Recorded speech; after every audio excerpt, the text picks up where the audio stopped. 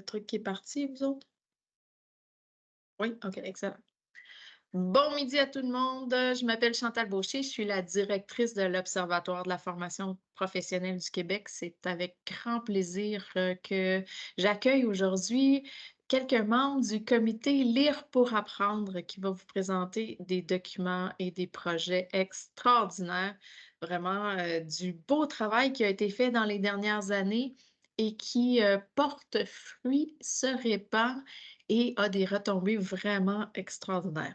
Alors, pour la prochaine demi-heure, Julie Tardif, principalement, qui est enseignante en secrétariat à comptabilité, va nous présenter un petit bout de ce projet-là. Et vous pourrez la contacter, les membres du comité si vous avez des questions ou vous voulez obtenir des précisions sur ce projet-là. Donc, ce sera accessible et dans tous les cas, vous pourrez réécouter cet enregistrement quand vous le voudrez, avec ou sans popcorn. Alors, bon webinaire à tout le monde. Et Julie, je te cède la parole pour les présentations et la présentation de ce webinaire. Merci Chantal. Donc, je vous souhaite du popcorn à ceux qui nous écoutent en différé. J'ai la chance aujourd'hui d'avoir mes collègues Camille qui va m'aider dans la présentation aussi. Claudel et Stéphane qui sont partie intégrante du projet on va vous voir dans quelques diapositives. Donc, on démarre ça. Pourquoi un webinaire aujourd'hui? En fait, on voulait faire connaître le programme à ceux qui ne le connaissent pas, mais on a aussi des nouveautés à vous annoncer, des invitations à vous faire. Donc, on va terminer avec ces surprises-là aujourd'hui. Donc, pour certains d'entre vous, vous connaissez déjà le programme. Peut-être que ça va venir attacher des choses que vous aviez oubliées. Sinon, ben, vous pourrez peut-être être intéressé par les annonces. Donc, on va commencer avec la présentation de notre belle équipe. Camille, je te cède la parole. Et tout d'abord, ce qu'il faut savoir, c'est que lire pour apprendre, ça émane d'un besoin qui est issu du milieu de la pratique. Et donc, à cet effet-là, on a notre super Julie Tardif, donc enseignante au Centre de formation professionnelle XP, qui porte fièrement là, le projet. Lire pour apprendre et en fait surtout qui a émis le souhait de bonifier, de développer du matériel justement pour que ce programme-là vive bien, se déploie bien dans son milieu. Face à ce besoin-là, elle a consulté ses collègues, donc Stéphane Dupuis, qui est également au Centre de formation professionnelle XP à titre de conseiller pédagogique, et Claudel Lamarck, qui succède en fait à Alexandra, qui était également orthopédagogue. Et donc, ensemble, ils se sont tournés vers l'Observatoire de la formation professionnelle pour obtenir de l'aide. Et à l'Observatoire, donc, on avait des membres issus du milieu universitaire, soit la professeure Dubo, qui est maintenant doyenne à la Faculté des sciences de l'éducation à l'UQAM, la professeure Beauché à l'Université de Sherbrooke et moi-même, doctorante en éducation à l'UQAM, Camille Dupont. Et donc, tout ce beau monde-là s'est réuni, a réfléchi, a développé le programme, a également été chercher des fonds, des subventions pour pouvoir mieux le bonifier, le mettre à l'essai avec des gens issus du milieu de la pratique. Et donc, on en arrive aujourd'hui à vous présenter une version qui est j'allais dire 2.0, mais je pense qu'on est au-delà de ce chiffre. On a arrêté de calculer la version à laquelle on était rendu. Et donc, voilà, toute cette belle équipe est très fière et c'est ces gens-là qui sont derrière le projet, mais également toutes les personnes qui l'ont mis à l'essai dans leur milieu. Alors, Julie, je te laisse continuer. Merci Camille. Tu as bien parlé là, des besoins qui ont émergé du milieu, de mon milieu entre autres, mais de ceux de d'autres enseignantes, j'en suis convaincue. J'ai une vidéo à vous présenter qui l'illustre bien. Puis j'ai même du son, assez son et images. C'est parti.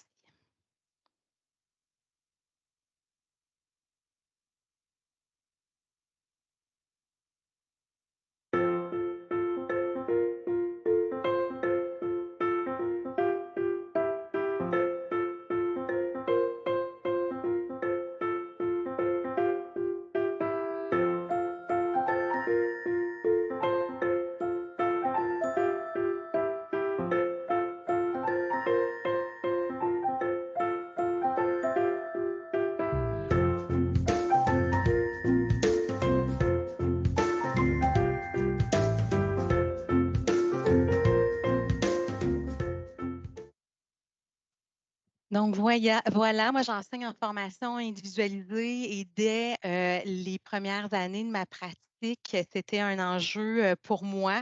Je souhaitais accompagner mes élèves différemment. Je souhaitais m'outiller, moi aussi, dans leur accompagnement. Donc, c'est né de ce besoin-là. Le programme Lire pour apprendre est venu s'installer dans mon quotidien tranquillement et c'est venu répondre à toutes sortes de besoins, entre autres au niveau des impacts, bien sûr, sur l'apprentissage, c'était le premier objectif, là.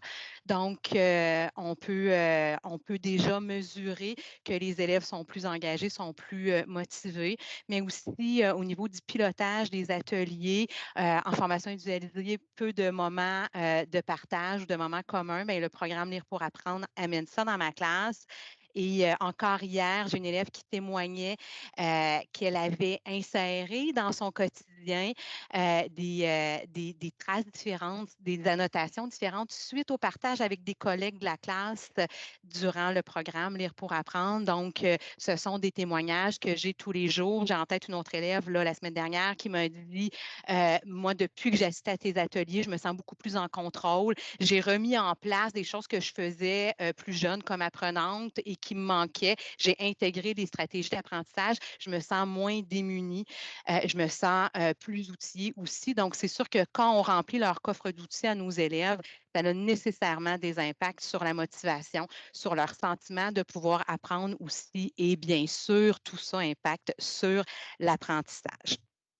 Mais le programme Lire pour apprendre, c'est un long processus et on ne l'a pas bâti de zéro. Donc, on s'est inspiré, puis ça, c'est au fur et à mesure. Au début, on s'est inspiré de la Reading Apprenticeship, qui est un programme de lecture implanté aux États-Unis. Puis, dans nos recherches, lorsqu'on s'est questionné, on a trouvé que Rita, dans sa classe, utilisait nos 5 stratégies vedettes dans les années 80. Donc, on peut penser que ça fait longtemps qu'elle tourne ces stratégies-là, qu'elles sont éprouvées.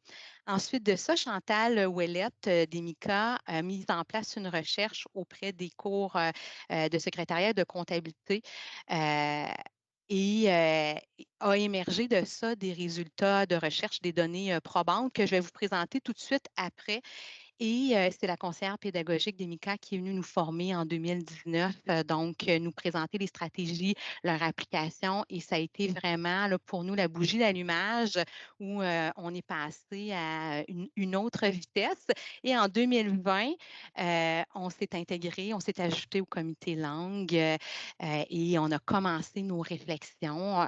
On a remis en question les stratégies qui nous étaient présentées par le Reading Apprenticeship. On s'est demandé si ça collait bien à nos élèves. On a commencé à réfléchir à des guides pour accompagner les élèves, les enseignants.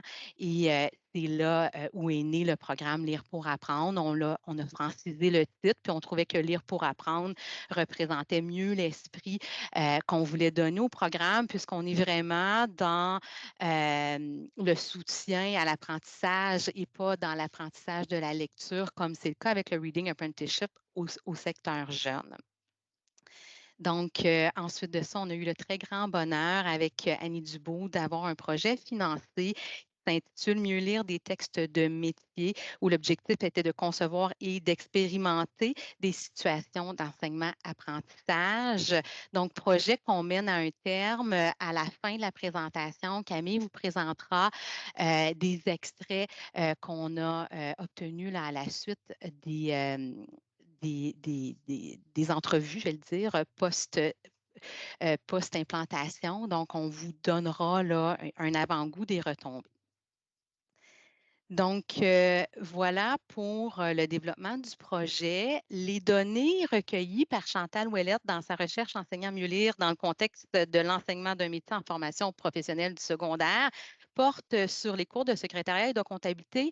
Elle est allée mesurer la différence à la sanction, à l'évaluation, l'augmentation du succès au premier examen. En secrétariat, de 2013 à 2017, c'est passé de 67 à 76.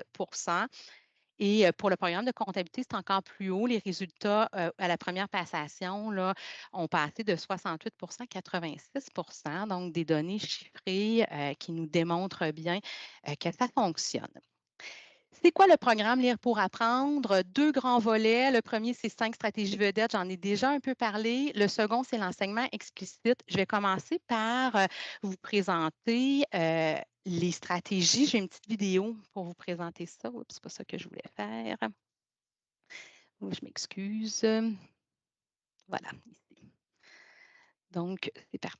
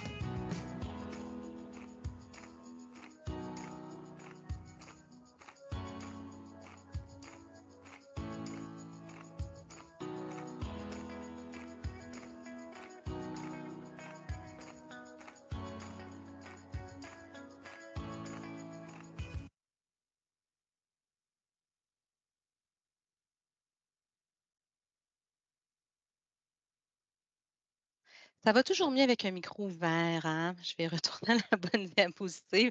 Donc, 5 stratégies qui ont été, comme je vous l'avais dit, testées, éprouvées, adaptées à notre sauce formation professionnelle pour qu'elles collent à la réalité de nos élèves qui sont adultes, qui ont une tâche de lecture bien particulière à faire aussi. Stratégies qu'on a appliquées sur toutes sortes de textes aussi, bien sûr, des manuels d'apprentissage. On le sait, c'est au cœur du dispositif d'enseignement individualisé, mais aussi des textes de métier, des textes issus d'ouvrages de référence. Donc, on le sait qu'elles sont réinvestissables à l'infini. Je ne suis pas certaine de mon choix de mots. Donc, voilà pour les 5 stratégies. Premier grand volet du programme Lire pour apprendre. Le second, c'est l'enseignement explicite. Pourquoi l'enseignement explicite des stratégies de lecture? Puisqu'on reconnaît que cette façon-là d'enseigner donne des résultats auprès des élèves. Donc, l'enseignement explicite repose sur 3 étapes majeures.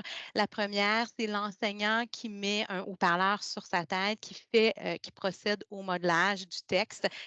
L'objectif, c'est de rendre visible ce qui se passe dans sa tête, ses processus mentaux. Et pour faire ça, il va s'appuyer sur les 3 types de savoirs, les savoirs déclaratifs, procéduraux et conditionnels. Donc, on tend vers ça lorsqu'on fait le modelage, quelle stratégie on applique, comment on peut l'appliquer, comment on peut laisser des traces, quand et pourquoi on le fait. Dans le modelage, on peut y aller aussi à l'aide de contre-exemples, pourquoi ça ne fonctionne pas ou pourquoi à ce moment-là, je ne l'utilise pas. Donc, ça, c'est la première étape. La seconde étape, un bon moment pour mettre les élèves ensemble, c'est la pratique guidée. On veut faire mousser la réflexion des élèves en lien avec les processus qui se passent, avec ce qui réfléchissent nos élèves, puis on veut les amener à se parler. Pour ça, on a créé une grille métacognitive. Je vais vous la présenter dans les outils plus tard. Et finalement, la pratique autonome. La pratique autonome dans le dispositif d'enseignement individualisé, bien sûr, les élèves sont souvent en autonomie dans leur manuel d'apprentissage. L'enseignant guide, accompagne, donne la rétroaction. Et souvent, lorsque la question émerge, c'est un bon moment pour aller travailler, rappeler les stratégies d'apprentissage. Donc, voilà les 2 grands volets du programme Lire pour apprendre. Pour vous outiller, chers enseignants, mais aussi pour outiller nos élèves, on a créé 2 guides. Donc, le guide de l'élève et le guide de l'enseignant, si vous balayez le code QR, vous aurez accès au site de l'Observatoire et vous pourrez aller chercher les guides qui sont disponibles en ligne. Je vais vous laisser le temps de le faire. Donc, nos guides qui sont maintenant publiés en version finale, qu'on a beaucoup travaillé, on souhaitait rendre uniforme la présentation des stratégies. C'est ce que vous allez retrouver dans le guide de l'élève. Donc, une couleur par stratégie, un symbole aussi par stratégie. Vous aurez aussi une amorce pour lier la stratégie à une histoire pour que l'élève là, puisse bien l'identifier. Dans l'uniformité de la présentation aussi, l'élève retrouvera toujours pourquoi utiliser la stratégie, à quel moment, pendant, après, avant la lecture, avant ou au début d'une compétence, comment il serait possible de l'utiliser. L'élève retrouvera aussi des exemples de questions et de traces qu'il pourrait laisser dans son texte. Le guide de l'enseignant, lui, et vraiment place là, au cœur de son guide, le guide de l'élève. Donc, on retrouve là, les pages à peu près identiques là, à ce qu'il y a dans le guide de l'élève. On vous donne de l'information supplémentaire pour piloter vos ateliers, mais aussi pour accompagner vos élèves autant dans l'application des stratégies que dans leur compréhension. Donc, on a mis des symboles carrés pour tout ce qui relève plutôt des informations générales, comment le guide est monté, de l'information supplémentaire, entre autres, sur l'enseignement explicite, alors que les bulles rondes, les cercles, vont traiter de la stratégie, comment l'utiliser, comment l'appliquer, comment faire la démonstration. Donc, vous allez retrouver ça dans le guide de l'enseignant. On a aussi développé différents outils qui ne sont pas publiés, eux autres, pour le moment. Ils vont sûrement faire partie d'une trousse éventuellement. Donc, il y a une série de 7 modelages animés, des Powtoon, 5 qui présentent les stratégies, un 6e qui présente un modelage sur les 5 stratégies et une vidéo d'introduction. On a aussi une banque de textes qu'on a montée à l'aide des équipes qui étaient présentes pour l'expérimentation du programme Lire pour apprendre. Donc, des fois, c'est possible de s'en inspirer, de voir ce qui peut être fait, de voir aussi quels choix de textes ont été faits. Donc, ce sont des éléments que je peux vous partager. On propose des scénarios aussi pour le pilotage des ateliers et on a la grille métacognitive pour aider l'élève à reconnaître les processus ou ce qu'il a fait avant sa lecture, pendant sa lecture. Donc, tout ça, ce sont des outils qui ne sont pas publiés, mais que je peux vous partager si vous le souhaitez. Vous pouvez balayer le code QR et vous arriverez directement sur mon adresse courriel et avec grand plaisir, je vais pouvoir vous partager ces outils-là. Donc, voilà pour ce qui est mis en place pour le moment. On est rendu à la présentation, Camille, des faits saillants des résultats du projet de recherche avec Annie. Oui, tout à fait. Je m'excuse. À Montréal, on a de très gros orages et donc la connexion web est un peu instable. Je ne fais que vous le dire.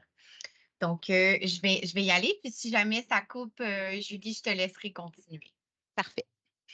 Donc, on a été analyser les retombées du programme Lire pour apprendre auprès des enseignants et orthopédagogues, donc des TIAN en fait, qui les ont mises en place. Au niveau des interactions en classe, bien, ce qu'on réalise, c'est que c'est un atelier qui est très apprécié des élèves, tout particulièrement pour les élèves dont la formation est offerte selon un dispositif individualisé. Pourquoi? Parce que ça leur permet effectivement des moments où ils peuvent discuter, renchérir sur les stratégies qui sont utilisées par leur père, se sentir normaux, en fait, normaliser les émotions qui sont vécues en cours de lecture et, et comprendre finalement que on n'est pas seul face à un texte, on n'est pas seul à vivre des inconforts, des inquiétudes. Donc, c'est souvent des émotions qui sont partagées. Donc, au niveau des interactions, c'est ce qui a été remarqué. On remarque également, ce qui est ressorti dans les témoignages, c'est que les élèves et les enseignants, enseignantes, ainsi que les orthopédagogues vont proposer de mettre en place le programme en début de formation.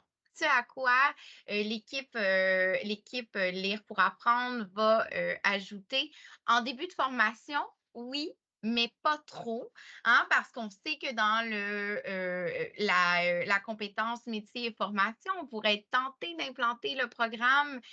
C'est peut-être pas l'idéal parce que, les élèves sont surchargés à ce moment-là d'informations, mais c'était quelque chose qui ressortait beaucoup dans les commentaires des élèves. «J'aurais aimé y avoir accès plus tôt» et ça, c'est un commentaire qu'on a, c'est un incontournable. On l'a à chaque fois. Donc, c'est de savoir que plus tôt vous le mettez dans la formation, plus longtemps les élèves vont pouvoir en bénéficier. Cela dit, ne vous empêchez pas d'inclure des élèves qui sont rendus un peu plus loin dans leur formation parce qu'on juge que les stratégies qu'ils vont développer vont leur être bénéfiques également sur le marché du travail. Donc, mais voilà. Au niveau des interactions pédagogiques, pardon, les perceptions des enseignantes, enseignants sont que les élèves sollicitent davantage de l'aide de l'enseignant, l'enseignante après avoir cherché par eux-mêmes. Hein? On n'aime pas ça, les questions ou les moments où nos élèves nous arrivent et nous disent j'ai rien compris, je ne sais pas quoi faire, qu'est-ce que je dois faire ici? Hein? On n'aime pas ça. Et justement, à cet effet, Lire pour apprendre permet vraiment à l'élève de se mobiliser et d'arriver avec une question beaucoup plus précise, beaucoup plus pointue vers la source de son incompréhension, à quel endroit il en est ou elle en est rendue dans sa réflexion, vraiment pour que l'enseignant, ce soit plus simple, plus efficace d'y répondre. Donc, ça, c'est au niveau de l'interaction pédagogique et également faire la promotion des ateliers auprès des élèves qui semblent avoir le plus besoin des stratégies, car ce sont eux qui souhaitent le moins s'engager dans l'apprentissage et l'application des stratégies. Je m'explique. Donc, on a testé hein, plusieurs façons de mettre en place le programme. Et dans certains milieux, on y est allé par volontariat et ce qu'on a réalisé, a posteriori, c'est que ce sont souvent les élèves qui ont plusieurs stratégies ou qui bénéficieraient le moins du programme, qui vont s'engager. Donc, ce à quoi l'équipe vous, propose, vous suggère de vraiment promouvoir les ateliers, les rendre parfois obligatoires auprès des élèves, de tous les élèves. Pourquoi? Parce que nos plus forts vont pouvoir partager leurs stratégies, vont pouvoir les bonifier également, mais et nos plus faibles vont pouvoir s'engager dans le processus. Donc vraiment, de ne pas les rendre volontaires parce qu'on rate un peu notre public cible en faisant cela. Je pense qu'on peut passer à la diapositive suivante. Ah! Et voici quelques petites bribes de messages qui nous ont été donnés par les élèves et par les enseignants, enseignantes. Donc, d'abord, les élèves vont nous mentionner que c'était vraiment une belle expérience, une expérience qui était pertinente et intéressante. Atelier très enrichissant pour les élèves, un bagage qui favorise l'efficacité dans les études et par le fait même contribue à la réussite, autant personnelle que professionnelle. Oui, tout à fait, hein, c'était ça notre cible finalement, en mettant de l'avant mieux lire des textes de métier, c'est que sur le plan professionnel, on outille nos futurs secrétaires, nos futurs mécaniciens, mécaniciennes, etc.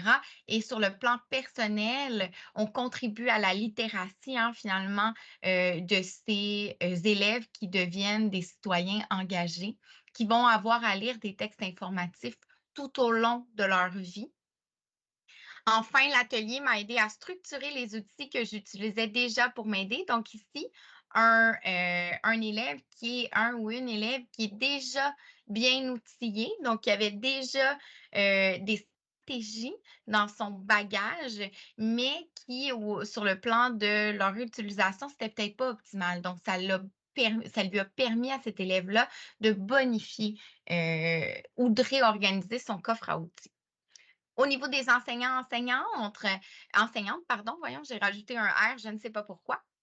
Votre document est très bien fait aussi. Donc là, on parle des fameux guides qui sont disponibles sur le site web de l'Observatoire de la formation professionnelle.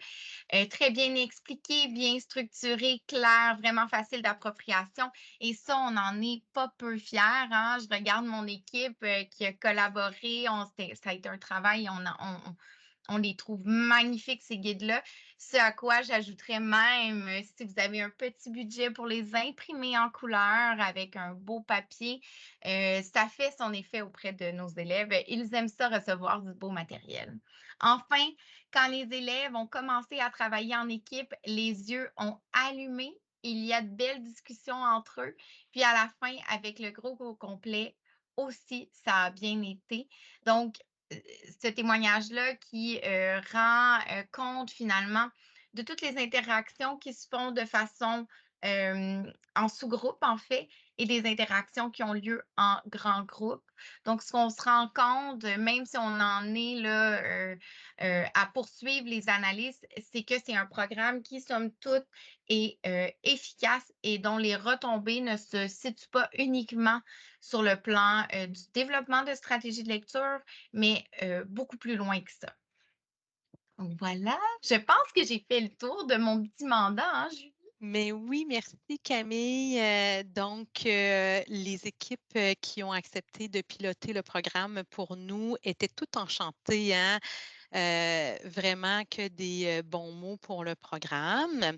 Donc, à surveiller l'an prochain, on aura un guide d'implantation dans la lignée du guide de l'élève et du guide de l'enseignant. Donc, un guide d'implantation qui s'adressera aux directions d'école, aux conseils pédagogiques, aux équipes enseignantes et à toute autre personne intéressée à l'ajouter. Dans ce guide-là, il y aura les bons coups à mettre en place dans votre école, les pièges parfois à éviter aussi et toute une trousse d'outils. On aura prochainement des vidéos sur l'enseignement explicite des stratégies de lecture à vous proposer aussi. Il y aura en 2023, je pensais que tu t'en allais, Camille. Il y aura en 2023, en 2024-2025 le dépôt aussi du projet de recherche avec Annie Dubois, Mieux lire des textes de métier. On le fera circuler, les résultats de la recherche. Et finalement, je souhaitais vous inviter à la communauté de pratique qu'on mettra en place sous l'effigie de l'Observatoire de la formation professionnelle. Donc, ce sera 8 rencontres pour aller peaufiner notre programme, pour voir comment ça se passe dans vos milieux, pour parler de nos réussites, de ce qui va bien, d'échanger pour les raisons pour lesquelles ça va bien, mais aussi de parler des défis, hein, quels sont les freins à l'implantation du programme, qu'est-ce qu'on pourrait améliorer. Donc, dans un esprit d'échange, j'ai envie de dire aussi dans l'objectif de s'améliorer, de grandir, puis d'entendre des autres milieux, c'est ça, de la rétroaction des autres milieux. Je ne cacherai pas qu'il y a une grande partie de cette communauté-là qui m'appartient, qui me tient à cœur, puisque j'ai envie d'apprendre comment ça se passe aussi dans vos milieux, l'implantation du programme Lire pour apprendre. Camille, c'est à toi, là, je me suis un peu emportée. Mais non, absolument pas, Julie. En fait, je voulais rajouter à la diapositive précédente Voilà. que également, ce qui est à surveiller, c'est les résultats issus de ma thèse et dont je vois plusieurs milieux actuellement.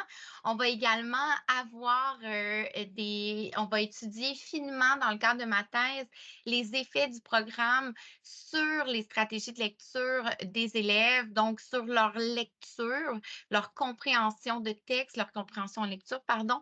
Donc, ça va être également à surveiller. Et comme Julie l'a très bien dit, pour le projet de recherche Mieux lire des textes de métier, les données issues de ma thèse seront également distribuées au milieu et pourront être discutées. Et si je reviens à la diapositive suivante, celle dont Julie parlait, moi, je vous invite fortement à saisir cette opportunité de participer à la communauté de pratique. Pourquoi? Parce que Lire pour apprendre, c'est parti d'une communauté de pratique, c'est parti de professionnels et d'enseignants, d'une enseignante issue du milieu de la pratique qui ont voulu changer les choses, qui ont voulu améliorer les choses.